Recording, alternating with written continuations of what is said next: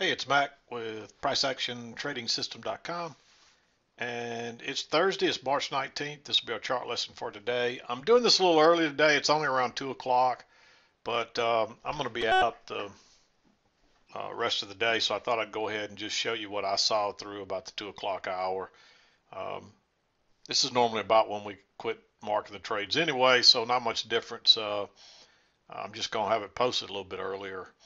And really pretty good trading day. It was all downhill until about the noon hour, and I've only seen a couple of trades since that point anyway. Um, but let's talk about what I saw. It was again a little slow early on, but later morning, after about between 9 and lunchtime, quite a few trades. It was all downhill, and you would have been notice the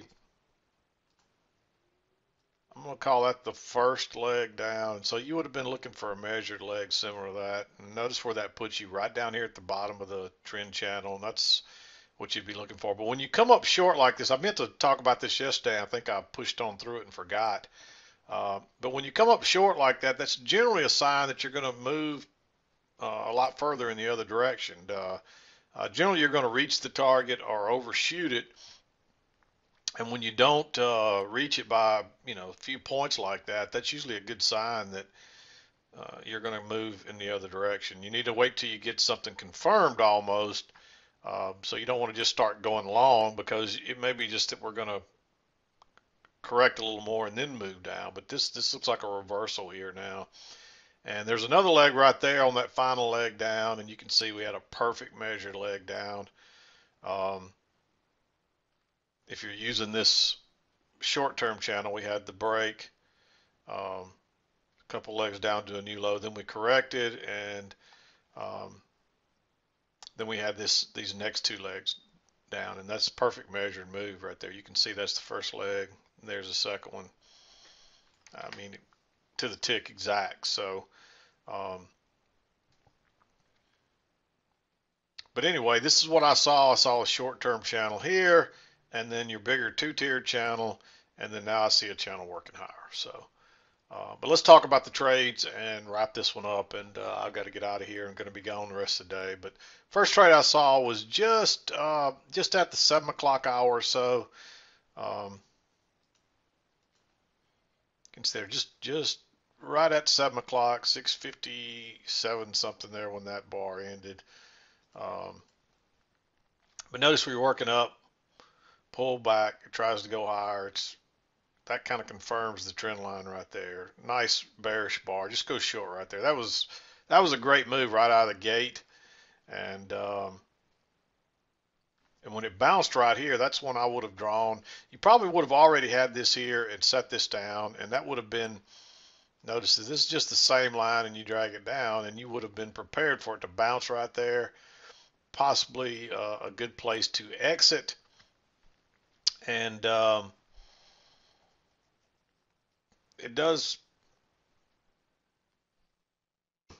push higher right there, but and get a break, but then it's moving lower. You can't go, even though this is the second entry right here.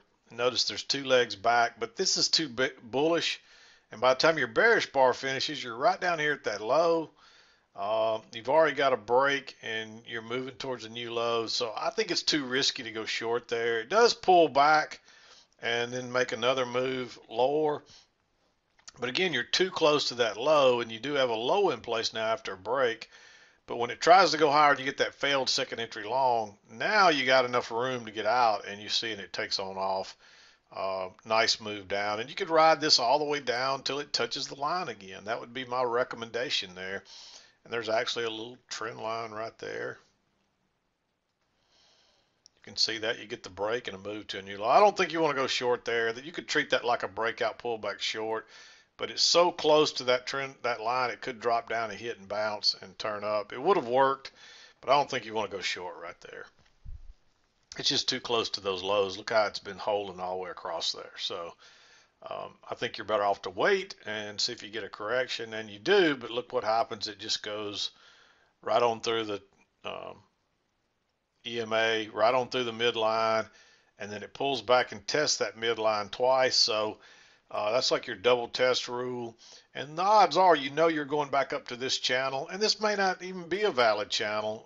It could be that prices just keep going. So I think it was worth, even though I don't think you would want to enter down here where a lot of times you find your best trades, I think this was worth taking a chance on.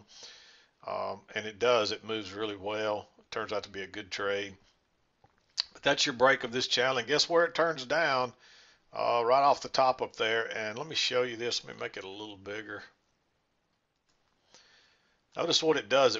It goes out the top side and then comes back down. I would just have a stop right there. And it only took it a second to drop on through and trigger it. I would have liked it better if it would have broke out and went down the same bar, but that's still a bearish reversal bar. It could have easily closed lower on the very low, and yours may even look more bearish than mine. But I like that setup because it does confirm your trend line. There's one leg up, a little two-legged correction, a second leg up, but it's turning down exactly where you want to see prices turn down. And then you move, and look at this, it goes right through the EMA and then pulls back and tests it, and it goes out that high side and then turns down. And you figure you're coming to here for sure. And that's like a little breakout pullback short from that low right there. And you're looking for a possible measured move like that first one, but it can't do it because it couldn't push low enough to get through that midline. It bounces there. And then now you got a trend line working up, a break, a new high, and guess what? It turns down again. Look at that big bearish bar. Just go short right there. And man, that was another great move. Both of these moves off the trend line were really nice. And I showed you a minute ago it was a perfect measured move. And then you're working up.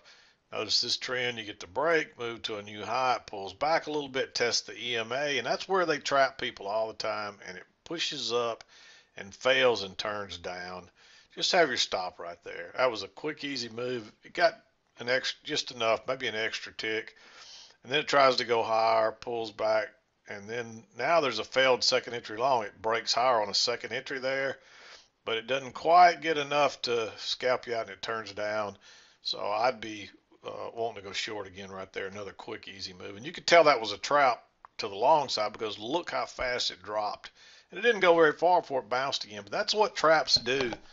You know if they were a good trap by how quick prices drop again, and you can see how quickly that thing rocketed back down. Same thing right here, it moved down pretty quickly. This one really did up here early in the overnight session. I'm guessing that everybody was still trying to get long, and then boom.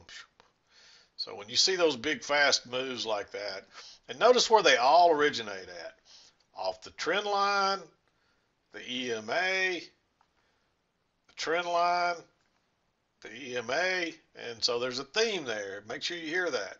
The best entries are usually are corrections off during the trend, prices correct and pull back to the EMA or the trend line. That's where your big moves will generate.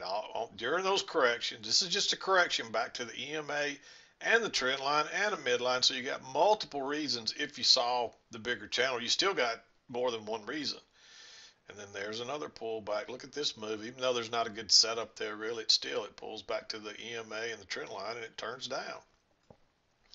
What does it do when it hits the trend channel line? It reverses and goes to the other side. Then it hits that trend line, and boom.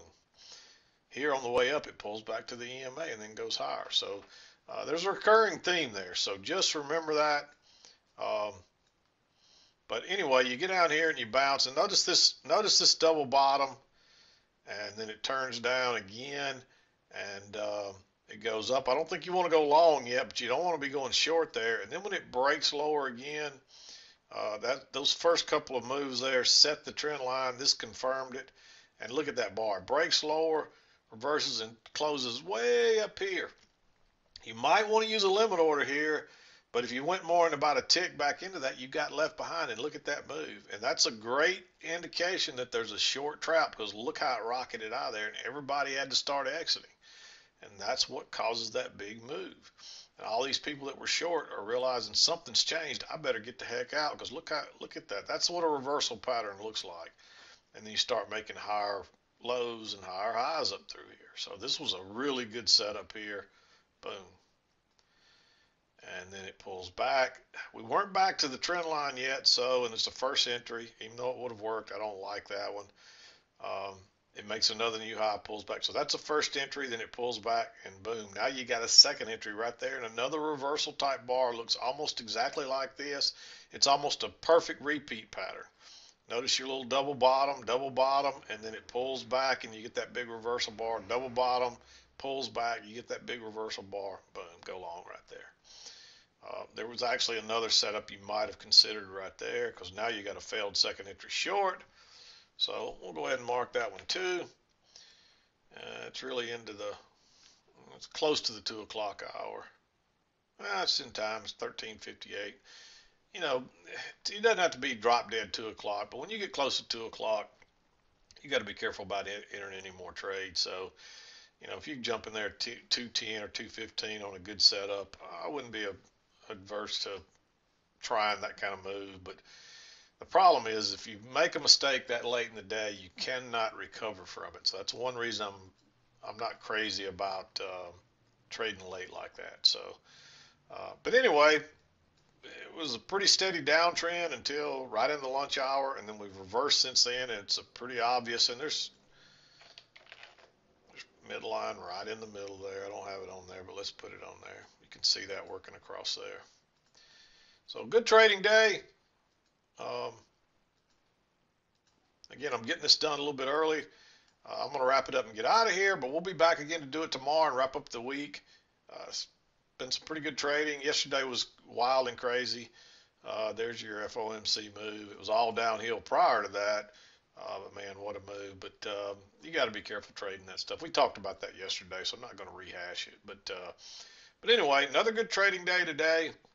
We really moved from right at 2100 down to a low of about 2075. So about a 25-point move down, counting the overnight stuff.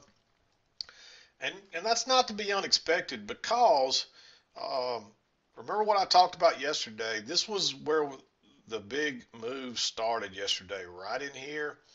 And generally, prices will back up and take that. You still got a long way to go. We may not get back there. But I'm guessing before this is over, we will retest this, and prices will kind of reset and work from that point. And that's generally what you expect. A lot of times it'll do it on the same day, within a couple of hours, or within a few minutes after the big move. But that's such a big move that lasted the rest of the day. You don't expect to take, I think it was 50 points if I remember right. The lows down here are around 52 or so, and we went to almost 2100. So yeah, I mean it's almost a 50-point move. You're not going to take that back in one day in most cases. So it may take a little while, and we may not. We may just continue to work higher. Who knows? But generally, the bias will be that they will take that news move back pretty quickly. So, all right, I'm going to wrap it up. This is Mack with PriceActionTradingSystem.com, and we'll see you next time.